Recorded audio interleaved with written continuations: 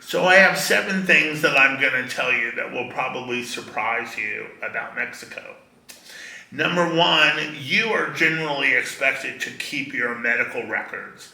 When you go to get the results of a blood test or what have you, they are presented to you in a nice little folder, and you are expected to bring that folder back the next time you go to the doctor so that the test results or what have you can be compared.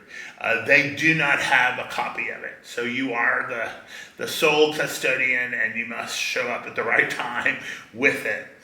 And this was really very unusual to me, though I did recall that I had seen a doctor for a very long time in Los Angeles, and when I asked for my medical records, I found out that I couldn't get my medical records. I could only get copies of them, and my file was about that thick, and they wanted to charge me a good bit to make those copies. So this is a big plus for Mexico. Number two, you cannot open a bank account or buy a car without some level of residency. There, of course, are workarounds for these things because this is kind of the ultimate workaround country. But in general, you are not supposed to be able to deposit money in a bank or take title to a car unless you have residency of one kind or the other in this country. When the time comes that you have residency and you are able to open a bank account, you will not be able to get a mortgage. If Elon Musk moved here, he would not be able to get a mortgage because mortgages are forbidden to non-citizens in the country wherever you are. Right now, mortgage rates are around 10, 11, 12%. They generally run for 15 or 30 years. For someone who is 68 years old like me, they will generally not make you a 30-year mortgage.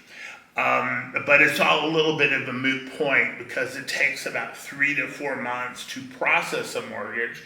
And in particularly the San Miguel market, but I think the same is probably true with Vallarta and Cabo and Ajijic, the seller is not going to wait around for the 3 or 4 months while you get your loan processed. So it ends up just really not serving too much purpose, even if you do become a citizen and are able to get a loan. I should also mention cars here tend to be quite a bit more expensive. It's a less competitive market than you would see in large American cities. And then there is a 17% value added tacked on to new cars. So there's a lot of interest in used cars. Used cars command good prices, and people really like them. But you should know that buying a second-hand market is really potentially dangerous, and you should not do it without an attorney examining the paperwork and really preferably accompanying you to the actual sale. So I know of an individual recently who was swindled out of $27,000. I also know a while back of 2 people who were buying a car where one of them ended up in prison for a few days because not only was the car stolen, but the seller managed to frame the buyer and get him put in jail. So this is not like the U.S. People have wonderful copies of titles that look exactly like they should be the right thing, and they're not. So you really do need support from an attorney or one of the people that do attorney-like services to help you get your visa or do something to make sure that you are doing an effective sale that is legal before you turn over any kind of money. You also will find here that you will sometimes be asked to have a co-signer for your lease or mortgage, or I should say lease. This is not so common in San Miguel anymore because the expat community is very large and they generally pay well and so on.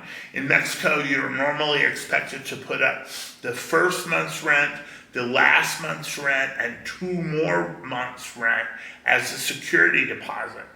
But you will find in Mexico City, and other places where expats are just a drop in the bucket, that they still look for some kind of cosigner.